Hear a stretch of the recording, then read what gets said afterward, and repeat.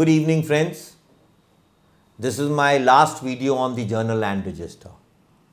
I hope with these 4 videos in line, most of the people would have understand what this Journal Land Register is. I'm not going to rebrush any of your memories now of showing you these GLRs. I'm not going to show you anything in this video of mine. I'm only going to talk. How many of you have understand what is a GLR? Journal Land Register. Friends, this is a Bible for the department. They have already garnered a Supreme Court judgment against us on this, that this is a document which does not need to be proved. So it is not very easy to prove it the other way around. We have to bring in a lot of efforts, lot of hard work, and a lot of dedication in our evidence. This GLR is actually the revenue record which is being maintained parallelly by the Patwari. Now, how do we prove that this GLR is purged? It is defunct. It is a fraud document, not made as per these rules. I tried to show you that first time the GLR came was in 1925 CLA rules. Then it came in 1937. Prior to 1925, how was land record being kept? It was simply being kept under the Cantonment Code 1912, various sections of private properties or government properties, which I'll be debating in my next coming videos of Cantonment Code especially, and the House Property Register of 1833. Now, where are these registers? Who is going to dig these documents? It's not very easy. So, I know 2005 onwards how I had to dug into these researches. How much did I pay down to the RTI documentation? How I garnered these house property registers or Cantonment Court property registers under section 272 or 264. I know. So, what is this GLR? Under Rule 3, it had to be maintained likewise in Schedule 1. And the holder of this GLR or the maker of this GLR had to sign this GLR. Under Rule 5, he had to maintain a separate mutation register. It had nothing to do with the GLR. Rule 5 said that every 5 years he will rewrite this GLR and bring in all the changes which had happened in the last 4 years of this GLR as per his registers of mutation and other documents, whether they were sale deeds or whether they were lease deeds. Now, very interesting, the same rule says that they were private lands category 3, which meant these were private under the cantonment boundary pillars. B3 classification or definition, I have already said, was so draftedly designed that if you and me have to read it 100 times, we will not understand what is actually the British government trying to say. When I read it, I understood that the British government was saying that these are private properties. All we need to do is prove it. How will we prove it? So these grants were never rolled grants.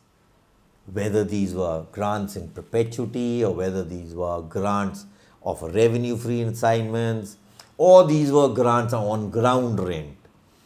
It's a big subject. I'm not going to talk of it right now. We will be talking of this subject in the later part. So what really changed on earth for the British regime?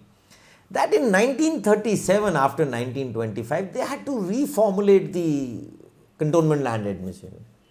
You'll be surprised, nothing changed.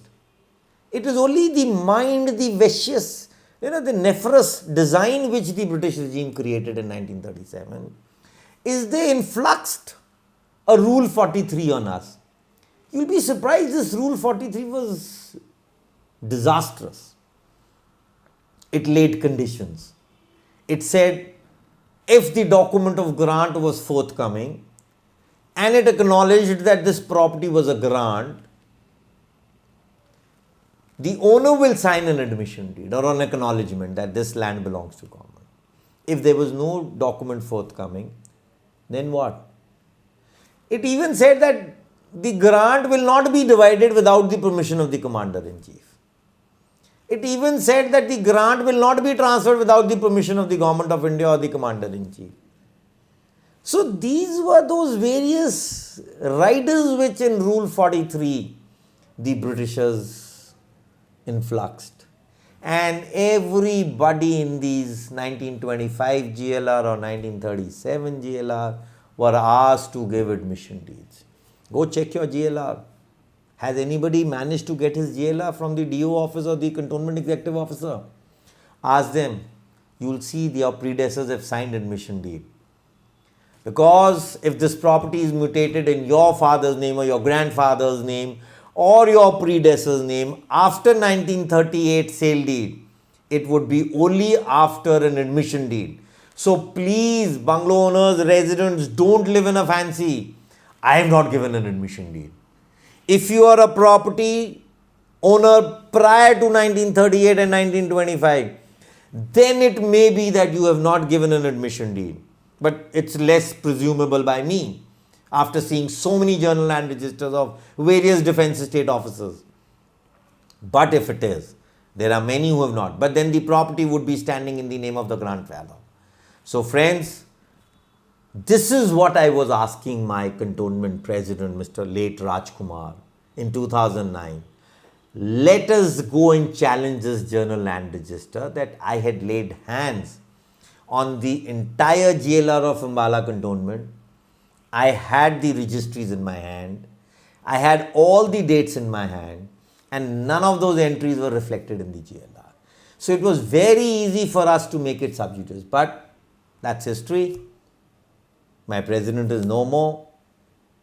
We were not given support, and that's how the creation of this All India Cantonment Bungalow Owners Association, which changed names in 2012 and became All India Cantonment Bungalow Cum Resident Owners Association. Please run down, ask your neighbor, talk to anybody whom you know in Cantonment Executive Office or Defense Estate Office. Get this GLR. You only need to pay a meager amount on the official level, that is about 900 to 1000 rupees, and you can ask for a full volume. Do not take an extract, ask for a full volume. Once this GLR is in your hand, get back to me if you want, and we can debate this. We can talk of how to prove it a defunct GLR. Thank you, friends. My topic of GLR is over. Any questions, I will appreciate. You can call me on my landline number, or you can visit the website, put a note there. We will get back to you. Thank you. Good day.